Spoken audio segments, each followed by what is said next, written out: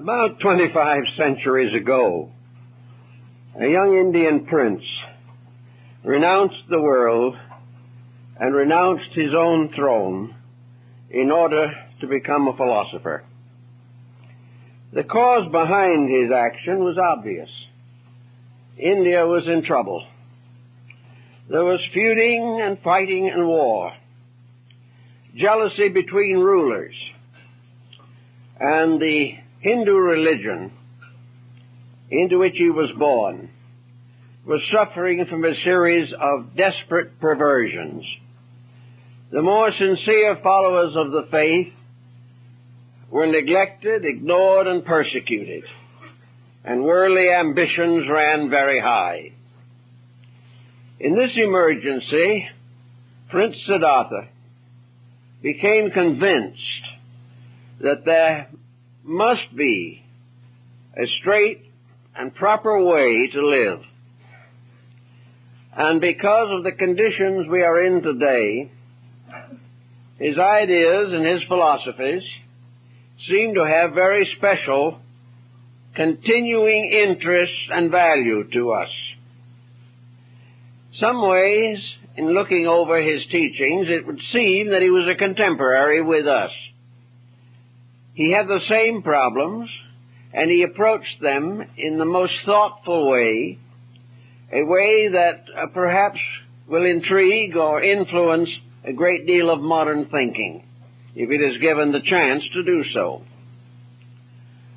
Studying the condition of man, Prince Siddhartha began to develop a series of internal solutions to problems based upon one simple concept, namely, his definition or discussion of the nature of deity.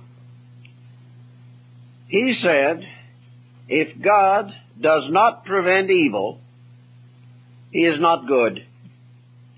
And if God cannot prevent evil, he is not God. Something had to explain the condition of the world without blaming it on mysterious factors and forces abiding in space.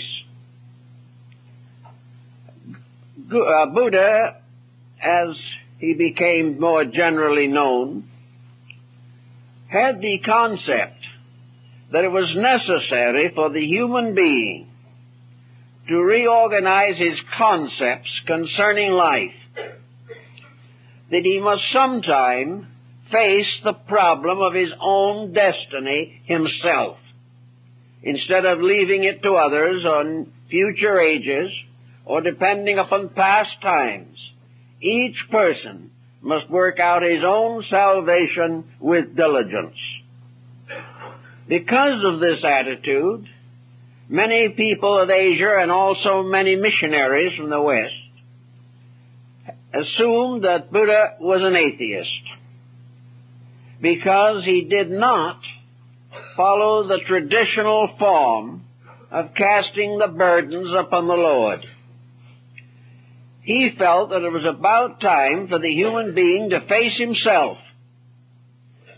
He was probably dramatically correct, but it took a long time for the world to realize what he meant.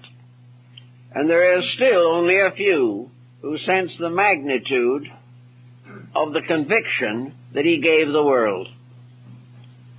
To begin with, then, Buddha advanced what he called the four great truths.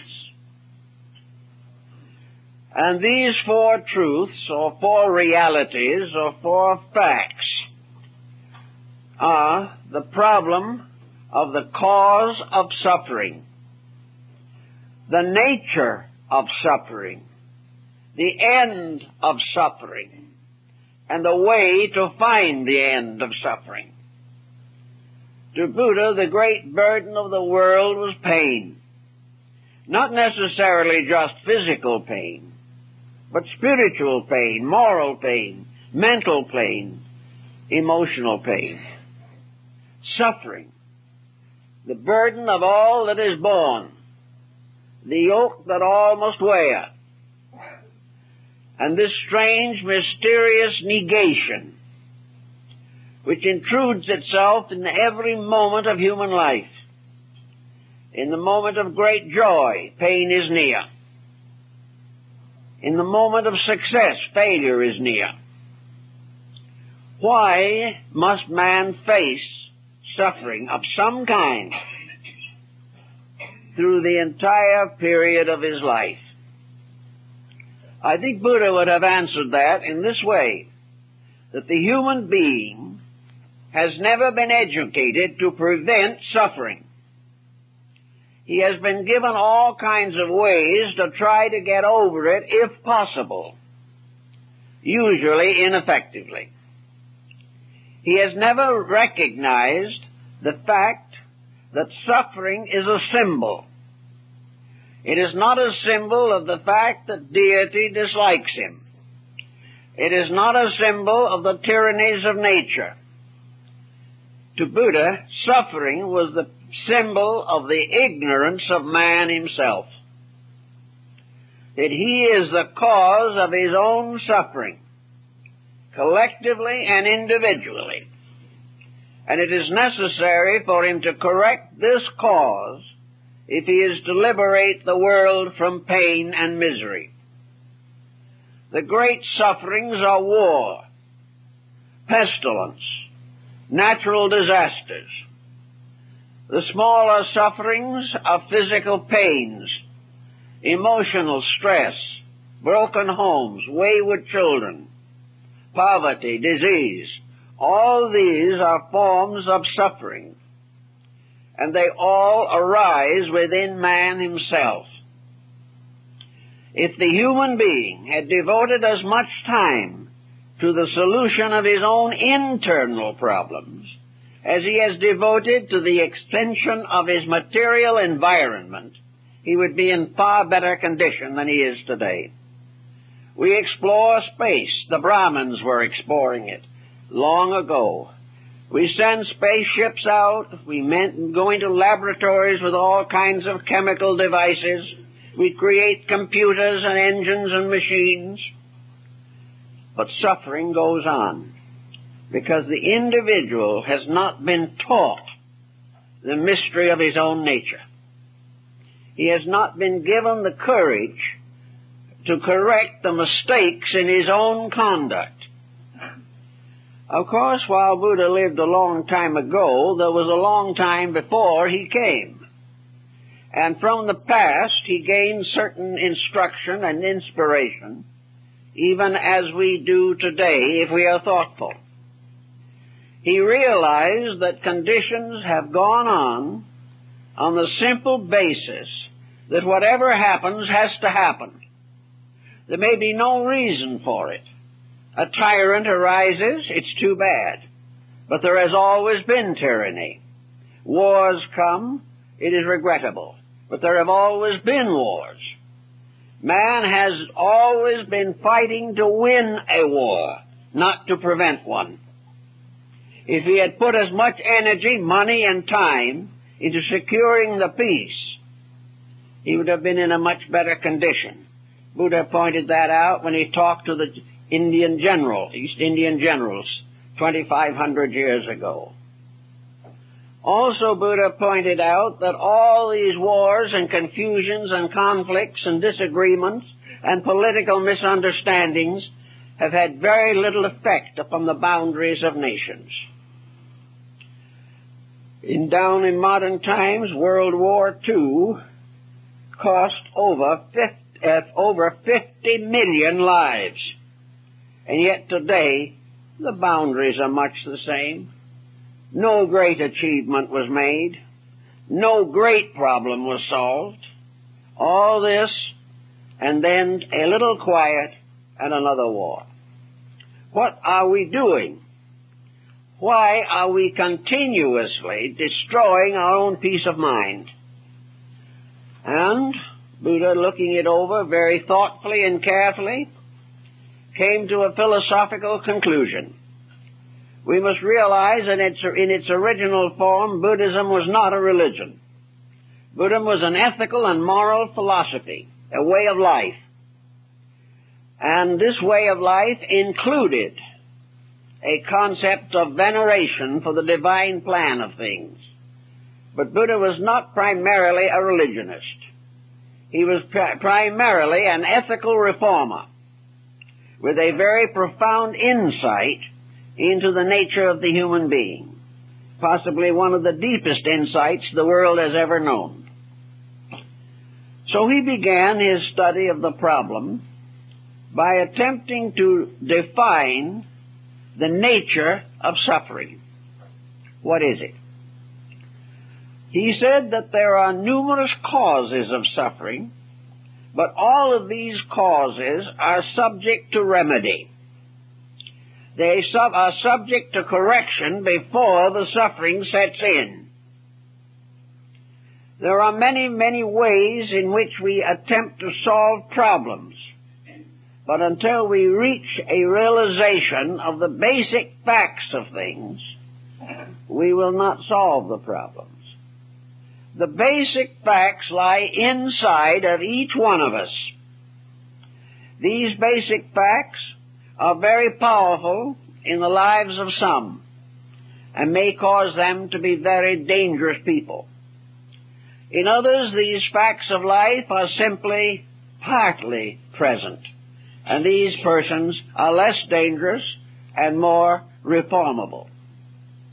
But in every instance, the cause lies inside of the person.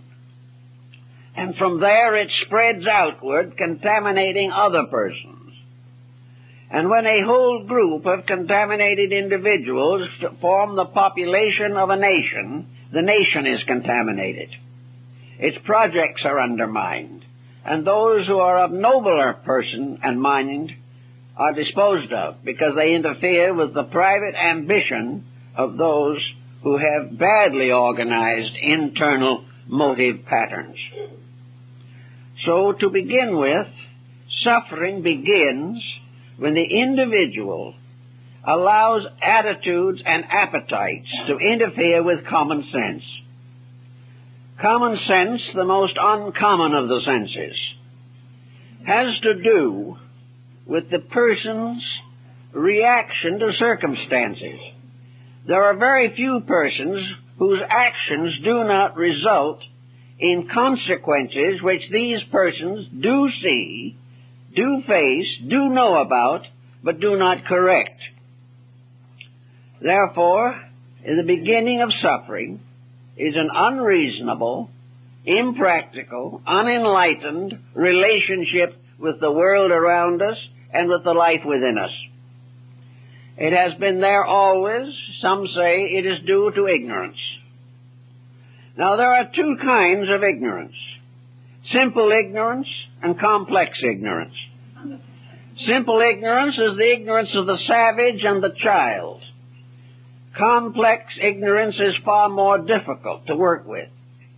It is ignorance which arises not from necessity, but from the unwillingness to face the restrictions of self.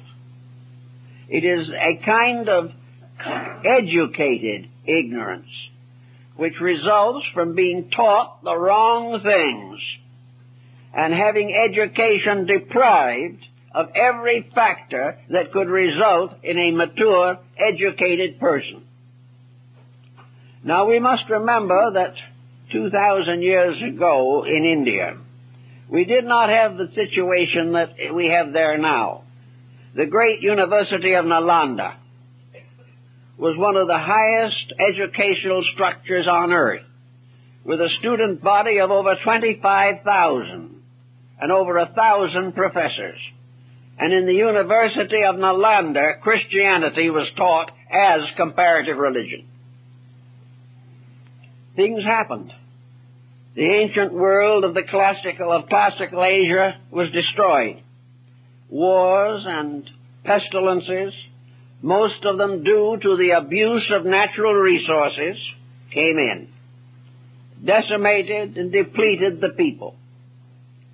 But it was not necessary that this should happen.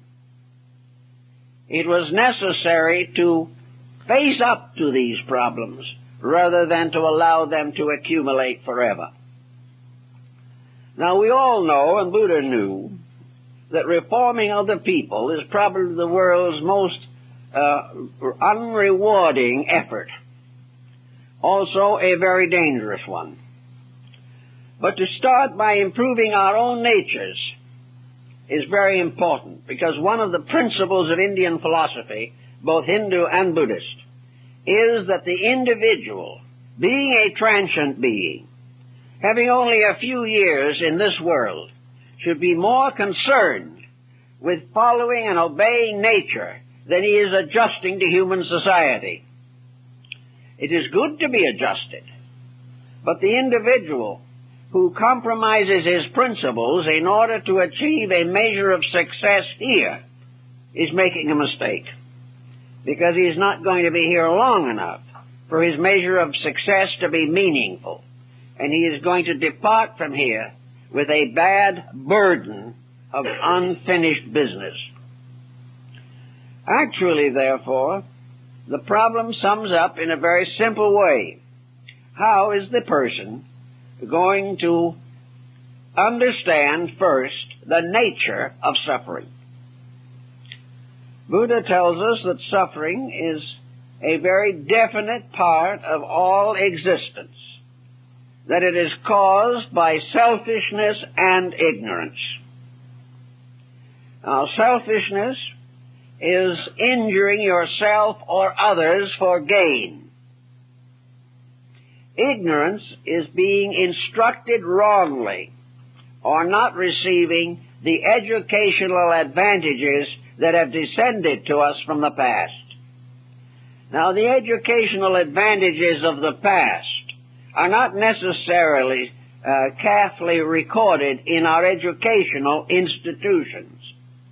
When it comes to knowing the wisdom of the past, history is better than education, because history shows us our mistakes, and education tries to prove to us that that which was a mistake was not a mistake. That the real success is to keep on making the same mistakes, but making them with greater scientific assistance. Just one more step of scientific assistance, and we may not be here to make mistakes. We have not learned. So Buddha says the beginning of suffering is ignorance and selfishness.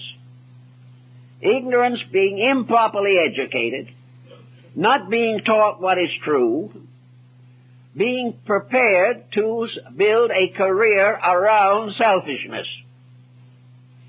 So that the combination of education inspiring selfishness results in suffering. Suffering is wherever we use natural resources unwisely or without consideration for the common good. Selfishness causes us to try to monopolize resources. Such monopoly may make a few dollars in profit, but ends in suffering. The individual who tries to exploit his neighbor gains a little profit, but in the end contributes to suffering.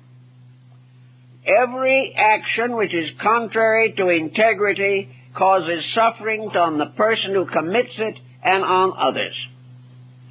Now, Buddha pointed out, however, one redeeming point in this, that while our mistakes bring suffering to ourselves, it does not necessarily follow that others will be injured.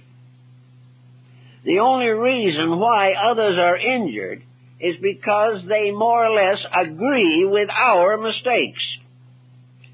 They think that success, as we have it, is desirable for them also, and that they in turn are likely, through self-interest, to buy the mistakes that we sell them.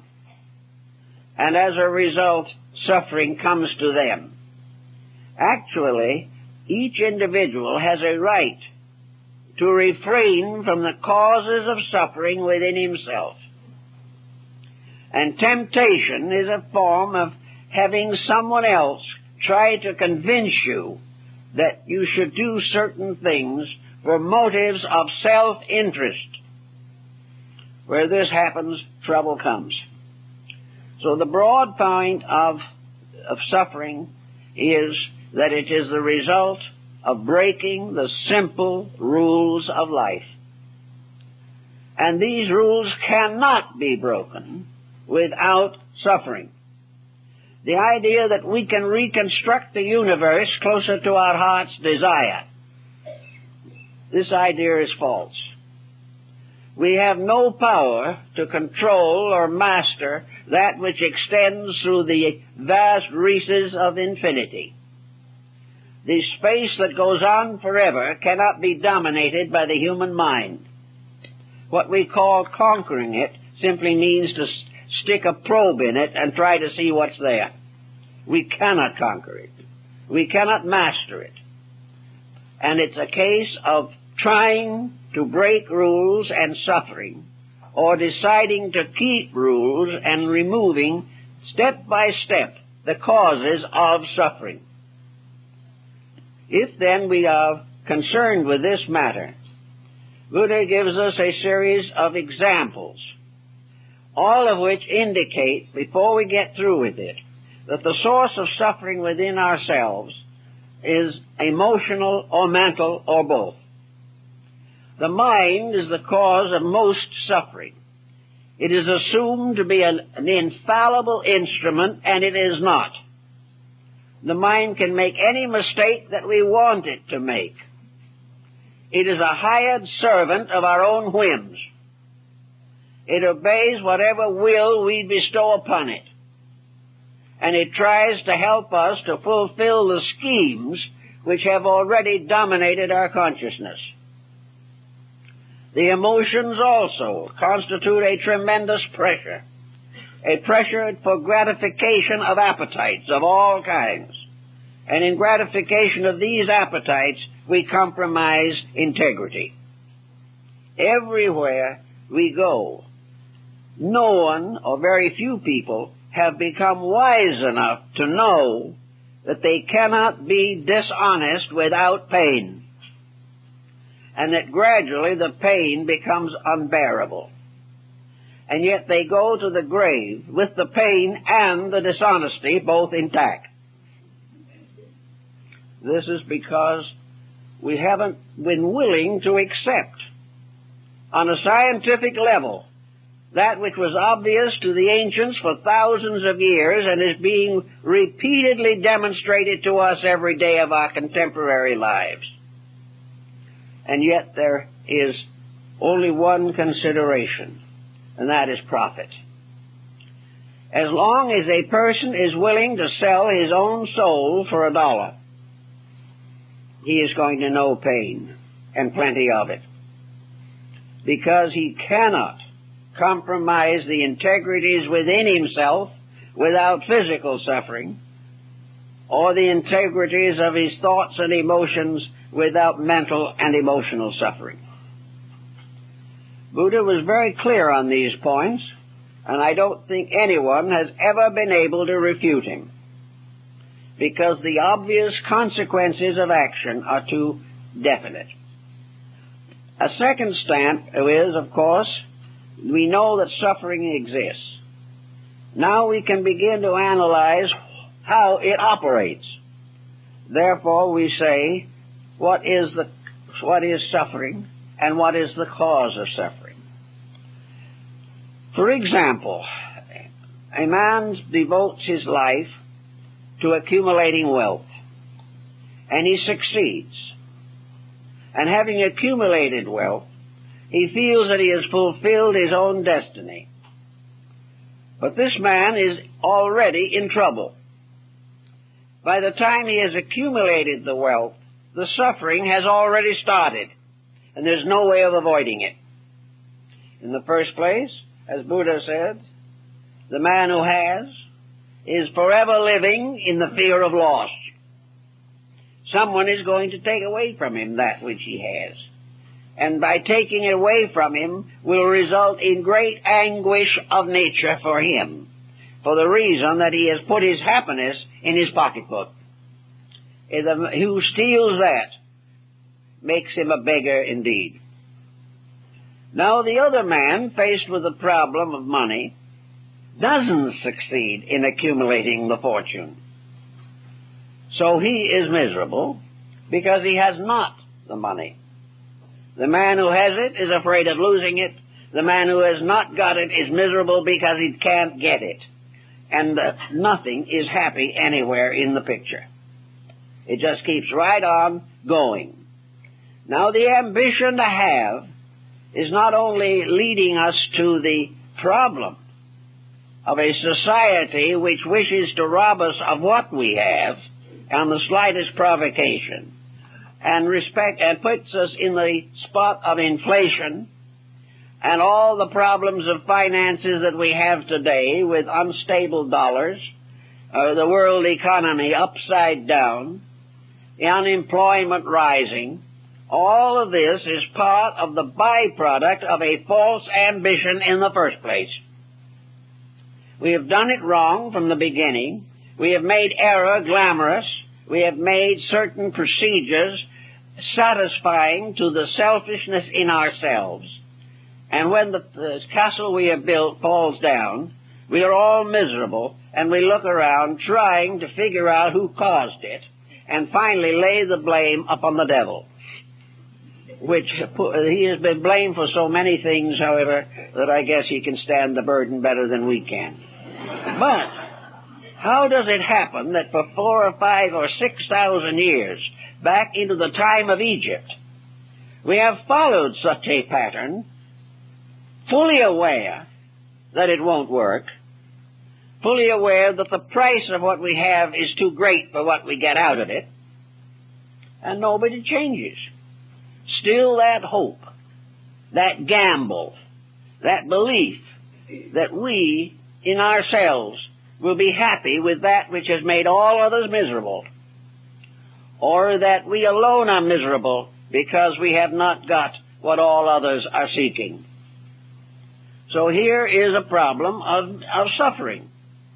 And in the gaining of this today, we find that the complication of accumulation is itself a great cause of suffering in many ways. We are having more and more coronaries in middle life for successful business people. The constant struggle to accumulate, the constant effort to outwit the competitor, these are working a terrible hazard upon our healths, upon our dispositions, and upon all the personal values of living. They are impoverishing our lives, damaging our homes, and wrecking our bodies. And yet it's all in the great cause. We want to be, if possible, the richest man in the family graveyard. This is our great joy. Budha also points out that if we work like this for a whole lifetime, getting it, and we finally do get it, and it's cost us everything else beside that which we determined to get, then in the midst of all this, we wrap the curtains of our couch about us and lie down and die. We don't even live long enough to enjoy a part of what we have done. We have sacrificed life and never lived to make the sacrifice worthwhile. If we were going to live 500 years with the wealth, it might seem more useful or more reasonable to do things. But in the midst of accumulation, we drop down and out. And all that we have worked for with a lifetime, from the beginning of our schooling to the day of our death, is left behind. Why then should we make this world miserable and ourselves miserable to get something that we cannot live long enough to use?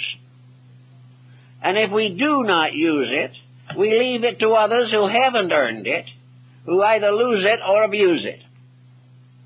And their story I've told of the old Roman who, after he was dead, used to sit as a ghost in his house and watch his children squander his funds. It would be a very unhappy experience, but it is the only experience No matter what we leave behind, someone will ultimately abuse it, even if we leave it to an institution. The institution will change in the course of time. There is no solution. So we are following a will-o'-the-wisp. And in the sense of accumulation, we have gradually built up a world of competition leading to war, crime, and all kinds of misdemeanors. And we have to sit in the midst of this. The thief has to be afraid that he will be robbed in turn. There is no safety in anything. Yet the world keeps right on going. Our great codes do not correct the situation. Our great universities do not help young people to find out what is valuable and necessary. No one is interested in the ingredients of natural and simple happiness. Everyone wants gain and profit and thinks of happiness in terms of accumulations rather than in terms of internal maturity. So Buddha was pretty much right in assuming that we, somewhere in the remote time of things, headed civilization in the wrong direction. And no matter how much we have talked and fought, no matter how many great reformers and heroes have arisen among us, we have not been able to get progress back on the track. It is as though we had built a Grand Canyon of the Colorado, starting as a little dribble of water in the wrong direction, and now hopelessly locked within a canyon more than a mile deep. It's the same way with all these things that we do. We cannot accomplish peace because it interferes with our success or somebody else's success. We cannot reform without being subject to martyrdom. Everything is locked within a process that is going nowhere. And with nuclear fission at our doorstep, Buddha's statements have a new and tremendous validity. Namely, that the future of our own survival is in our own hands. Now, Buddhism has one factor which it took from Hinduism, which has had an important bearing on this, and that is the doctrine of reincarnation. Reincarnation is a combination of hope and further fear. It is hope in the sense that it gives us more time to make the adjustments. But it also carries the factor of fear because it has the law of consequence locked in it. Namely, that as we have lived and as we have earned, so it will be paid. Therefore, we are all under a certain responsibility for the outcome of conduct. The immediate karmic reaction of most mistakes is right here in this world, where we see these mistakes bringing suffering. But there are long-range mistakes that do not solve themselves so easily. And the most important of these is our own human character. We can leave behind, for a while at least, some of the consequences of our unthoughtful conduct. But we must take the imperfection of our own natures with us and be prepared to come back and do it again, unless the enlightenment and change of realization occurs within ourselves. So Buddha sets out the pattern that each individual is capable of an adjustment that will last forever, an improvement which will add to the eternal growth of his own nature. Suffering does not produce growth directly. Suffering is growing the hard way. Suffering is the individual learning from his mistakes. But there is a direct way of growth in which the individual can learn from having done things well. And this form of growth is painless. The reward of right action is just as real and powerful as the penalty for wrong action. Each person has to work this out in his own nature. So in every way, Buddha ties up the difficulties of our time. Indigestion has something to do with international relationships. The probability that the person is going to have a coronary is due to conditions in which society, being benighted, impels him to follow a wrong example. There seems to be nothing short of a universal reformation that can change this. But Buddha also realized that the talk of universal reformation is a difficult conversation. It has too much in it.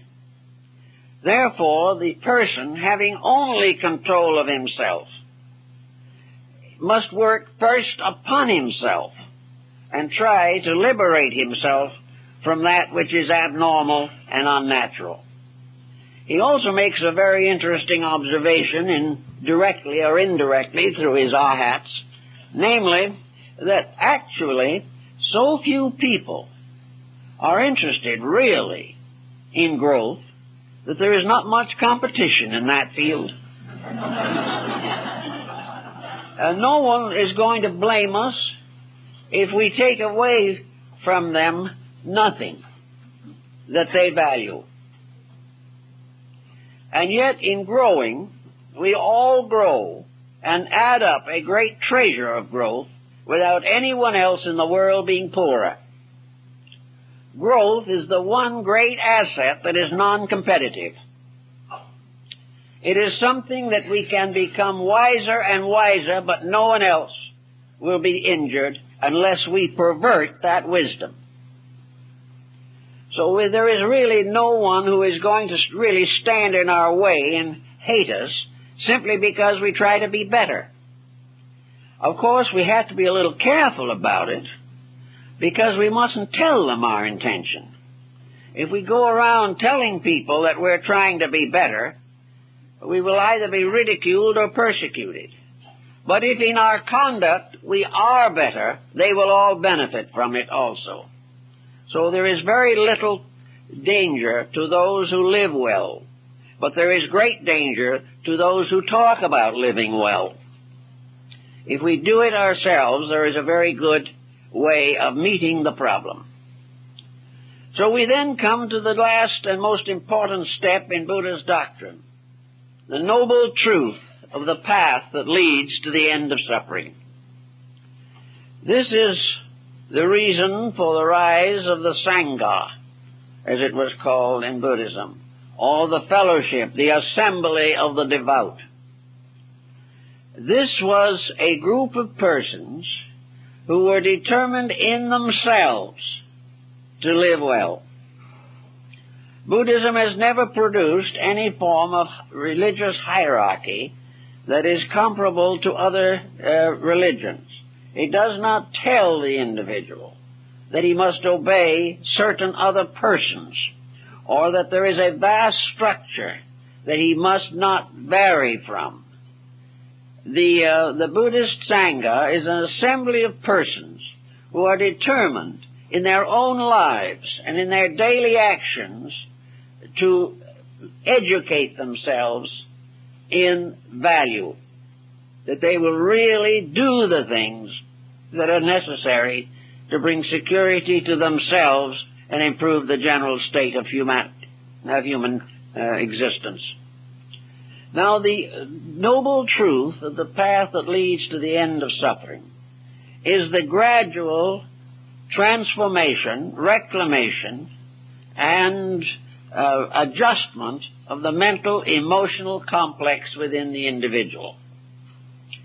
Unless we rectify the individual in his own life, we cannot bring an end to suffering. No one can make another person good, but each person can become good in his own right if he so desires. He can gradually weed out those dangerous attitudes and habits which contribute to suffering. He can do all kinds of small things every day to rescue his point of awareness from the wrong objectives. he can begin to think in terms of the Socratic moderation, for example. He will learn gradually that moderation in living in this world minimizes suffering, that immoderation maximizes it. The individual who lives the simple life makes fewer mistakes. The person who complicates his life with ulterior motives makes many mistakes.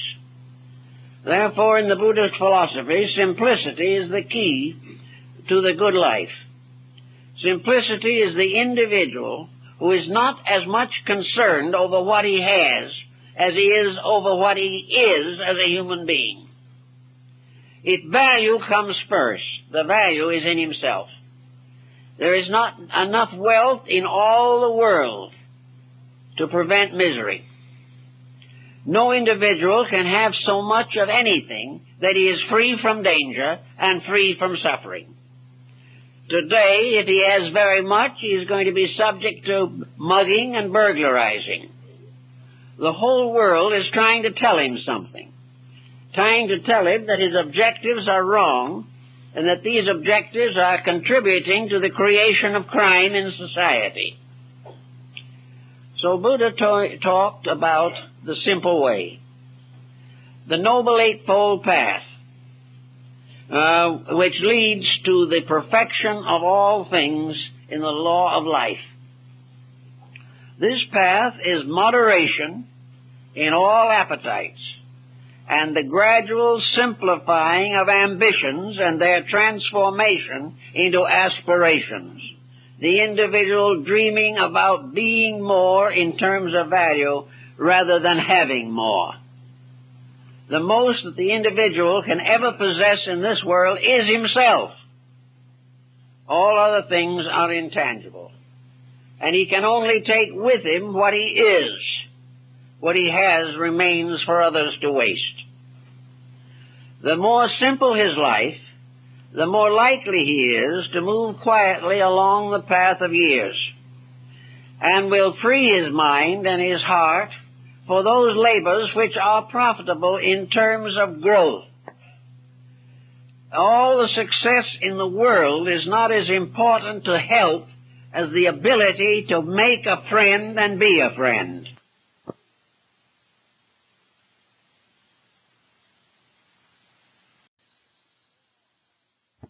It's important to help as the ability to make a friend and be a friend. Friendship is a greater treasure than can ever be put in a bank balance. But we do not realize this, and we have great trouble because of the banks and because of the system and because that's the way it's done. But how it happens that we have built a great system all over this world, drawing in not only the more powerful nations, but the unfolding and growing nations, to become part of a fatal situation in which there is no consideration for value. Everything is in terms of profit. And every bit of profit today is measured in terms of loss. So we are not getting there. Now, that somebody 2,500 years ago should point out why we're not getting there now is very interesting, especially as it is not directly involved with preachment as we know it. It is not a case of trying to ask forgiveness for our sins. It's a problem of outgrowing them by our own efforts. It puts growth largely with the person, but the reward of growth by the person is the unfoldment of the potentials of that person. The individual who wishes to face eternity with a good hope has got to build a good life to face it with. So in the terms of the path that leads to the end of suffering, we can quietly detach ourselves through thoughtfulness. Now, Buddhism is a way of thoughtfulness that is not based upon platitudes. We all hear people tell us what to do, and we usually resent them. We are particularly resentful and take refuge in the concept that they tell us what to do, but they're not doing it themselves, and therefore it doesn't mean anything. Maybe it does mean something, but we have a perfect way of rejecting it because the other person isn't fulfilling his own philosophy. But in Buddhism, you do not have this situation at all because you do not derive authority from other individuals. You derive authority from the one immutable source of authority, nature itself. You learn from living, not being told how to live, but seeing the consequences of your own living. You grow by watching the results of your own action. You unfold because you gradually become aware that it is necessary, not because someone else tells you. You discover the importance of the golden rule, because when you have broken it time after time, you have suffered. So that the final authority in the struggle against suffering is to estimate the consequences of suffering on your own flesh. Of course, you can broaden the scheme a little bit and observe how action similar to yours by other persons is bringing them suffering. You can gradually come to realize that there are rules, there is a way of life that is acceptable to nature.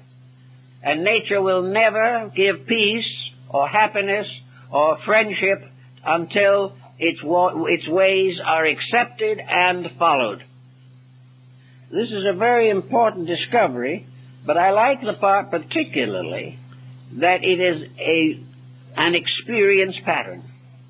That we are not forced to do something because the wise have told us to. We are not forced to do it because our faith demands it. We do it because we cannot survive any other way. And we are becoming increasingly weary of not surviving. We are not having what we should have from a world that can provide us with everything that we need, if, as individuals, we do not break the rules of nature and the rules of supply and demand.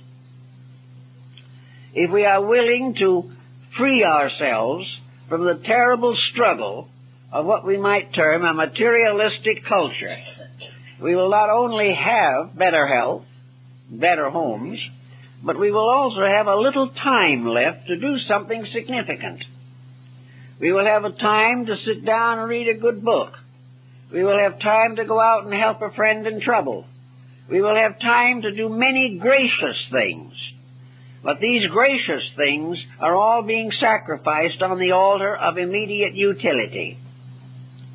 And as a result, we go along until we reach the end, and then perhaps a few hours before we depart, we begin to wonder what it's all about.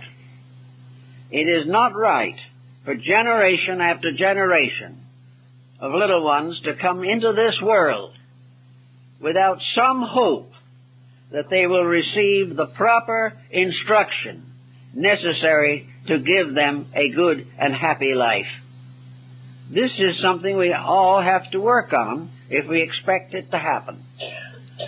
Now, in the course of this good and better and helpful life, there are rules also of things we have to do. One of the rules that Buddhism points out is that the individual, in order to gain the good of his own life, has to gradually take part in the labors of nature. Just as he must weed his own garden if he wants to raise vegetables, so he must help to weed life if he wishes to enjoy the beauties and niceties of existence. He has a community to consider, a community which is allowed to run down, go to pieces. He has a way of environment in neighborhood and in family and in friends, in which he can create gradually a greater amount of beauty, faith, insight, understanding, and security. So we are all gardeners in the world. We are none of us owners of anything. Buddha points that out very clearly in his thinking. We are not owners. We never have anything except a temporary leasehold. We are permitted to have things, but we cannot possess them. And now Buddha brings out the problem of wealth. He was not one of those who thinks we should take everything we have and distribute it among the poor. He said, this is not right because this is not the way nature does it. Nature distributes nothing but gives the individual a right to earn anything he wants. It is not to be bountiful that counts. And Buddha said, remember that it isn't the money. Money isn't anything except a medium of exchange. It isn't good. It isn't bad. It is no more significant in itself than a pebble on the beach or a shell in the ocean. It is not what you have. It is what you do with what you have. It's the attitude of possession. If you begin to think of wealth and money as possession, yours, to do with as you please, then gradually money becomes a curse. It becomes more and more of a curse when we give it an authority over life which it never is entitled to. Croesus in antiquity was said to have been the richest man who ever lived. And one day he showed his treasure house to a philosopher.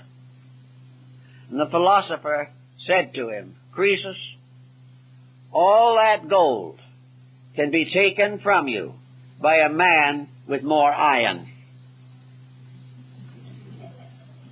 And it so happened. It is always the fact that wealth in itself is a great danger because it increases cupidities and contributes to conflict everywhere. If we had the concept within ourselves that Buddhism teaches, that wealth is something that at best is loaned to us. It is something that for a little time we are able to administer. But that in the administration of it, justice must be the first consideration. Justice with mercy, with love, with insight, and with unselfish understanding. Properly administered, wealth becomes a form of positive growth because it shows that the individual has transcended himself. But wealth dedicated to the advancement of individual projects at the cost of the common good is a sin and will lead to an inevitable accumulation of crimes. So it is not what we have, but what we do with it that determines whether we have peace or we have suffering. Every step of the way, there is a right use that brings peace. In every field of endeavor, there is a wrong use that ends in suffering. And we can't really solve this thing until we begin to estimate the universe in larger terms. Like Christianity, Buddhism had no cosmogony. Originally, Buddhism did not discuss the nature of the infinite or the vast concatenations of worlds. These concepts were in the keeping of the Brahmins, who were the great scientists of Asia. But gradually, with the passing of time, Buddhism divided into two great schools, one of which, the Theravada, or the school, we might say, of strict observances, moved southward in Asia and has its great centers in Thailand and in Lanka and these areas. The other system, the Mahayana, went northward into Tibet and China and finally into Japan and Korea. In this school, cosmogony is introduced from the Hindu, and the days of creation for the Mahayana school are measured much in the same way that Christianity measures creation from the book of Genesis. It was the background for a vast concept of life. Add to the Brahmins reincarnation, which they already taught, and karma. Add to that also the mathematical exactness of their calculations of the great cycles of space. Then add to that the law that we find in Buddhism of eternal progress towards infinite at-one-ment with reality. And you have a universe in which no one can afford to be selfish. The individual who, being a materialist, feels that when he passes from here, no one is going to care, and he is no longer going to know that he ever existed. This seems to be one end of suffering, oblivion. But to work as hard as he does, and use the faculties that he possesses, and bearing witness to a tremendous evolutionary background which has brought him to the present condition, and then assume that he is exterminated, is something that the Eastern mind has a great deal of difficulty with. They cannot accept the idea that all this great growth, this tremendous pageantry of evolving life, not only here but in the evolution of stars and suns and galaxies, that all this means nothing, that has no purpose, no reality, and that everything is going to begin and end in the form of cosmic dust. They cannot accept this. So the philosophical systems and nations have always assumed that there is survival, and that survival is subject to certain penalties. In some religions, those who have been naughty, when they leave here, roast in perdition for an unlimited period of time. This concept has lost interest for most people. It is no longer believed. And even in the old days, where the beginnings of the belief can be traced, it was intended as symbolical. It was not intended to indicate a literal place. The individual is not intended to roast in perdition, but he must have a kind of purgatory which is perhaps even more painful in the long run. He must live with himself. He must face the consequences of his own conduct. He must become aware of the misery he has caused. He must realize also how he has frustrated his own growth, how he has destroyed a valuable experience pattern which should have made him a better person. Instead of that, has left him sorrier than before. So what we have thought of as purgatory or perdition is really the inevitable facing of self, the inevitable continuance of an unfinished business until we finish it. Plato pointed out that there could never be a perdition worse than here. That right here in this world is hell. And that all of us come back to it until we learn to be better. But it is possible through integrity to transform hell itself. It is only bad because it is a place where we are required to face the consequences of our own conduct. As our own conduct changes, as our own consequences are regenerated, this world can be what it was intended to be. But in order to be a beautiful world, the beings that come back into it must have achieved within themselves a quality of integrity that makes it impossible for them to pervert or destroy the natural order of things. We have the right to make whatever we deserve and live in the results of our own conduct. So Buddhism, with the addition of reincarnation, and in the Northern School, gives us a great concept of life. A concept of life that in no way conflicts with modern astronomy, because it deals with a dimension which astronomy never touches. In fact, astronomy is apt to completely deny. It has to do with qualitative cosmogony. It has to do with the universe as experience, the universe as wisdom, as love, of strength and of beauty. It is a universe that science cannot touch, but to which it could also elevate itself if it so desired. There's no reason why the scientist could not be a great mystic or a great spiritual leader.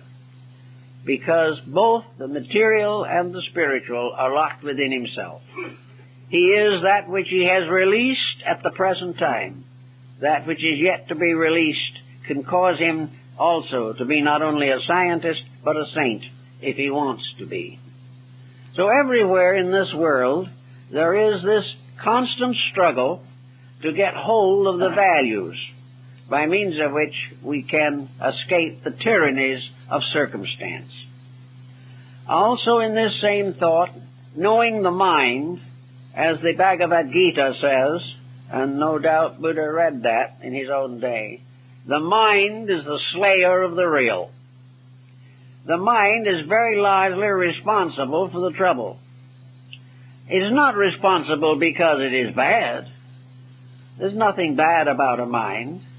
But a mind misused, it can be the most dangerous thing in all the world.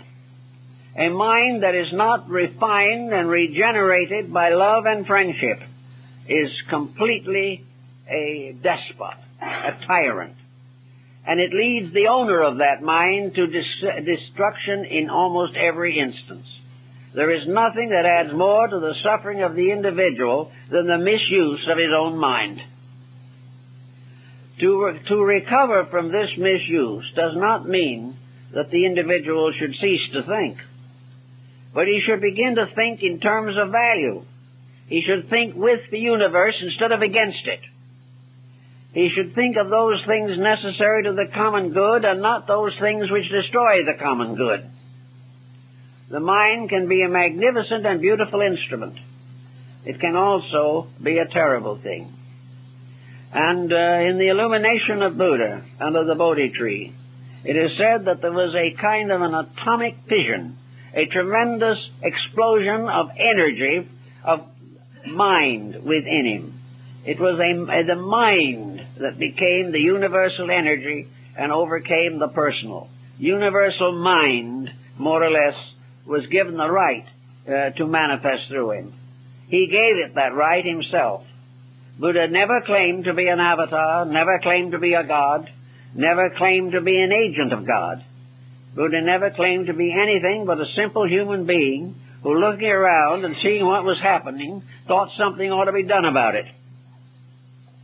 And in order to create his philosophy, he accepted nothing that was not demonstrable to him in the simple course of his own lifetime.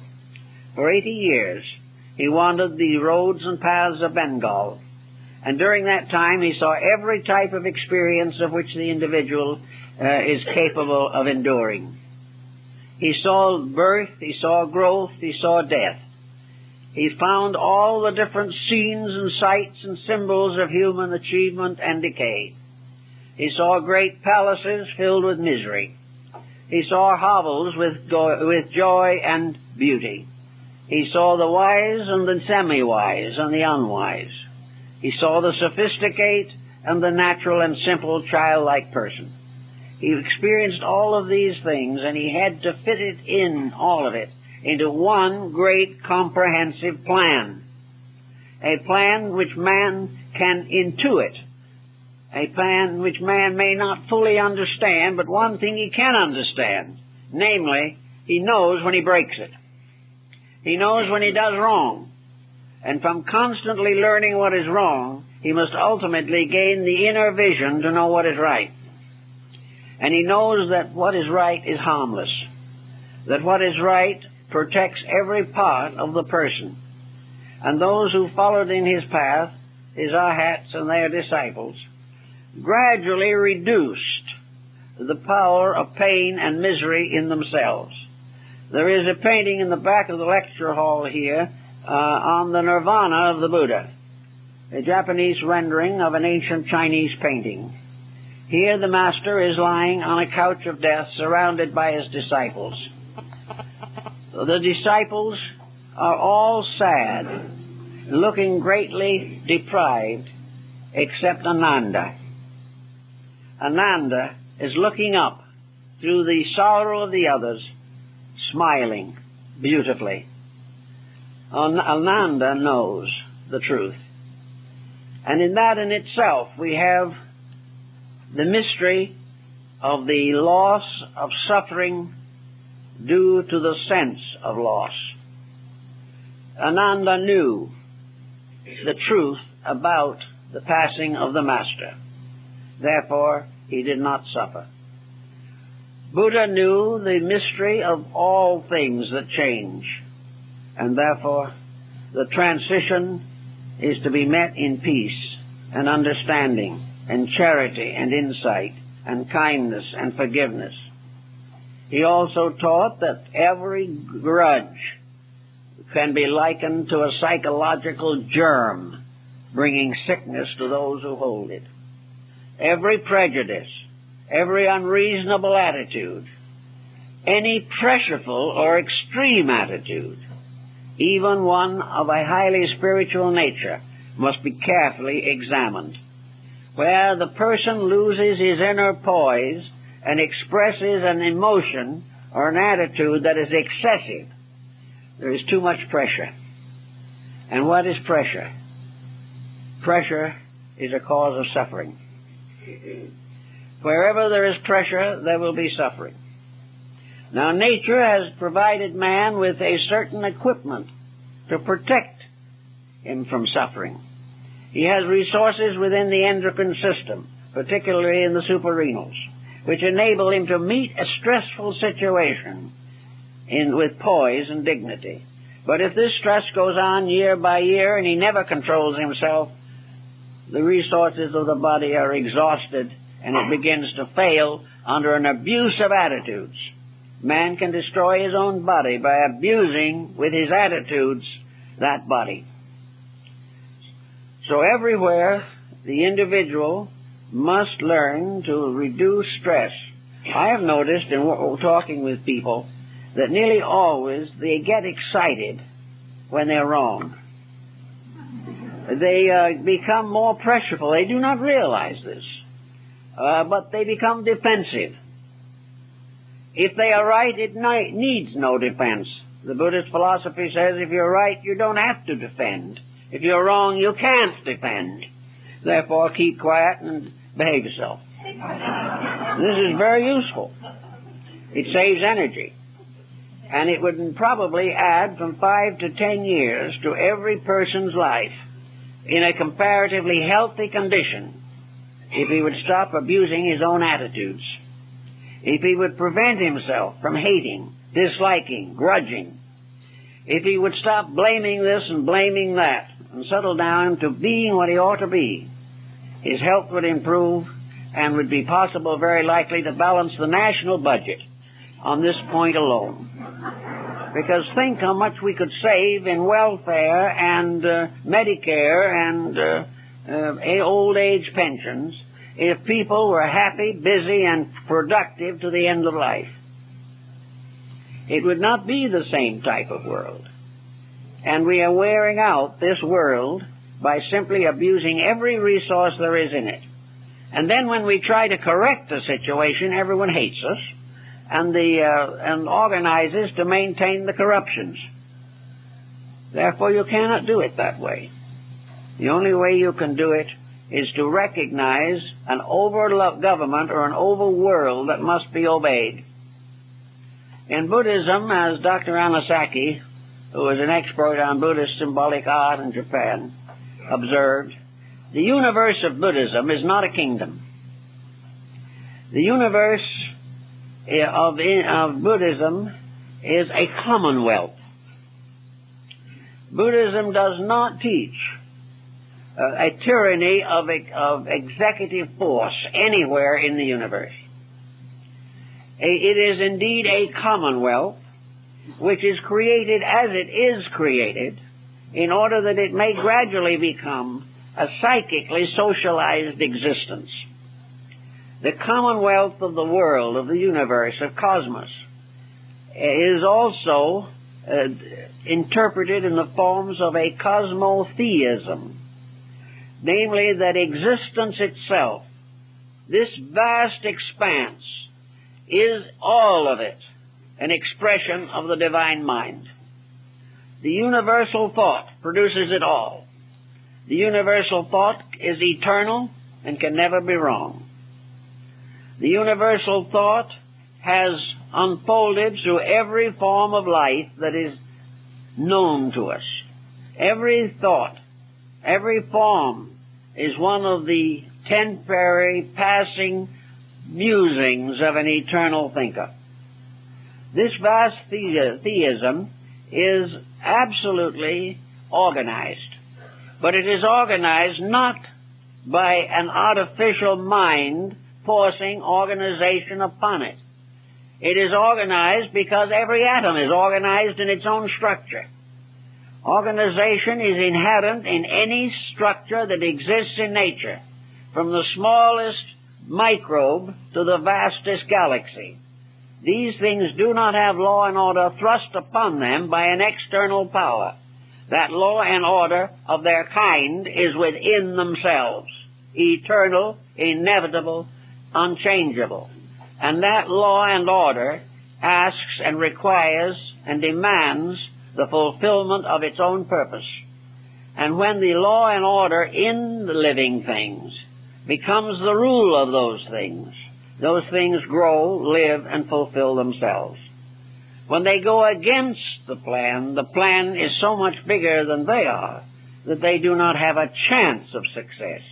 They can never succeed except by obeying not somebody else's will, but the eternal within themselves, which is properly integrated for the species to which they belong. Humanity has its own laws. It has its own rights. It has its own purposes. And these are inherent in every human being. They're in every cell of the body and in the great compound of the cells which we call the personality. All these things are moved by rules. Rules which are intended for only one purpose, to prevent suffering. If man himself continues to abuse these rules and causes suffering, then the rules still operate because they begin to point out the law and the path that leads to the end of suffering. The individual who suffers from a mistake must recover by correcting the mistake. If you have a certain physical ailment that is annoying or something, you go to your doctor and he tells you not to do this or to do that and you will feel better. In nature, you don't get someone telling you, but through experience, you make a mistake and it hurts. You make a mistake in selecting of a friend and the friend isn't true to you. And you must ask yourself, what caused you to select for your friend a person who wasn't worthy? And the chances are 100 to 1, you will find that you chose that person because that person apparently was going to be serviceable to you for some purpose. That you made the friend to advantage something of your own. And therefore you were deceived. You deceived yourself by allowing your motives to blind you to your integrities. All these things become part of a strong Buddhist philosophy of life. They are part of the way in which the doctrine has descended, and probably will, in one way or another, be absorbed into practically every culture that we know. It conspires against nothing. It is not basically a creed. It doesn't even need to be named. It is not something that was dreamed up by a person. It is merely the ability of the individual to understand his own nature and to find out how he operates by watching himself operate. He must serve apprentice to his own principles in order to learn. And when he sees that he is not getting the results that are good for him, he must change his ways. And he will find nearly always that when he realizes that he needs to change his ways, what he ought to do will become apparent to him. Nature is not a tyrant. It is a very generous and indulgent power. But it has a great project, and that project is to perfect all creation and bring it back again into harmony with an infinite eternal plan. So that in order to fulfill these purposes, each rational thing has to work out its own salvation with diligence. These were the last words of the Buddha. And we all have to live by them. Work out our own salvation. Not necessarily for our own glory, but in order that we may become part of a plan that needs us.